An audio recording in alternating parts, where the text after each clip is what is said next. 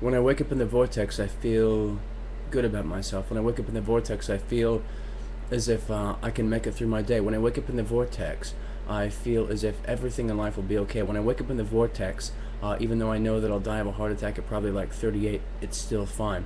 Because I know that I'm just a person and that all of our energies are the same and that we'll all die, and that's just our natural fate. When I wake up in the vortex, when I exist in the vortex during the day, I can manage tasks. When I wake up in the vortex, I will no longer beat my wife. When I wake up in the vortex, I don't even have the urge to beat my wife. When I wake up in the vortex, I just want to peruse porn, and I don't want to feel bad about it. When I wake up in the vortex, everything is fine because we're all electrical keyboards.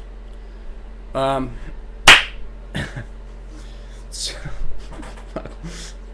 on this edition of WTF FML, thanks, Rickino. Wait, should I, for old time's sake, should I? Okay, yeah, I gotta do it. Ricky, no! No, Ricky! During the day, when I'm in the vortex, sometimes I used to pound on the wall and say, Ricky, no, for no apparent reason. And it felt good, because I was in the vortex when I did it. When I wake up in the vortex, show me the blueprint, show me the blueprint, show me the blueprint. Okay, seriously, on this edition of WTF FML,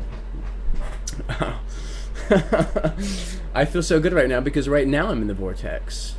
I am so in the vortex right now. Fuck.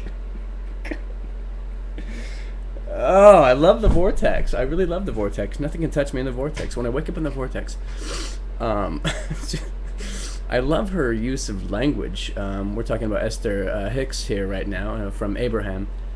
And boy, she is pretty sensational, a pretty sensational speaker. I love her, and I love the fact that she even gets rampant at times. She goes off on, like, she'll be talking or something, and then she gets suddenly very impassioned, you know?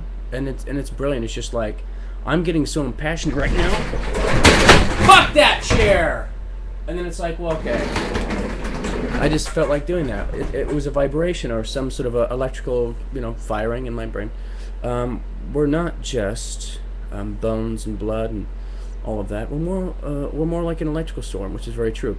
At any rate, so Abraham, it's great, brilliant woman, brilliant woman. What kind of pisses me off about her whole thing, though, is that I'm currently writing a novel, and I've been writing a novel for the past year, and it's based on the entire idea behind the novel was simply contrast. And apparently she's been around for years and years and talking about all this thing, contrast and life, and we're all source energy. Fuck! In my book I talk about contrast and matter and non-matter, and that we're all matter. So basically I was saying the same fucking thing, but it's already been said before. It's always already been said. Well, look, Esther, I'm going to say it even better than you, because I think you're a little bit candy coating the whole thing a little bit, right? I mean, candy coating does bring you the masses, but Esther, Abraham, I have an honest question for you. Are things really that pretty? Are things really that pretty?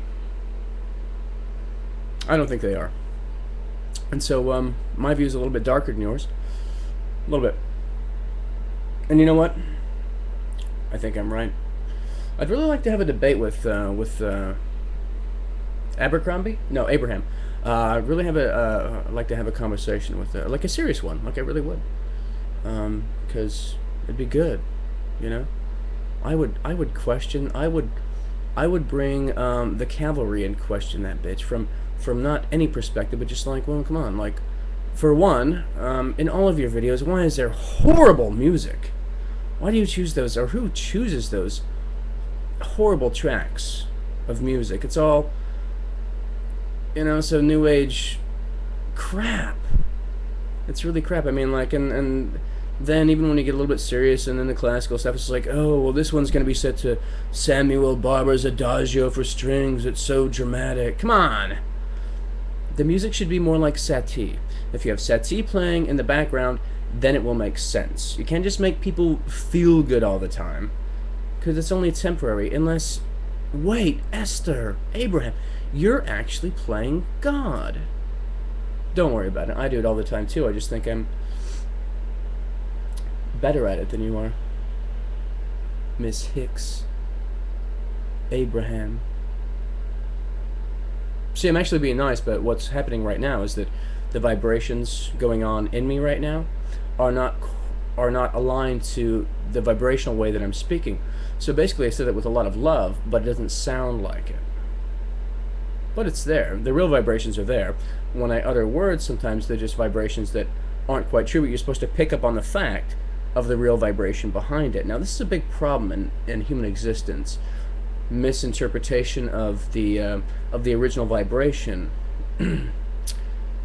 Yeah. Well, that concludes this edition of FML WTF. So yeah, I mean, if you don't know this Abraham stuff, go check her out. She's a a pretty fucking good public speaker. She really is. It's borderline self-help crap, but still, I like the fact that she gets into science and she knows her P's and Q's. She really does, and that's cool.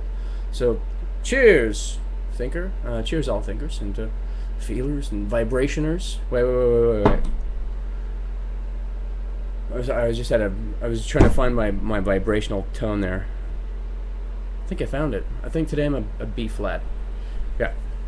Tomorrow I'll be like a C, maybe even a C major. Maybe next day an F.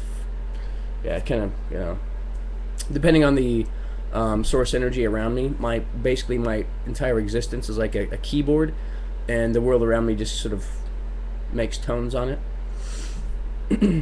That's cool. All right. Bye bye.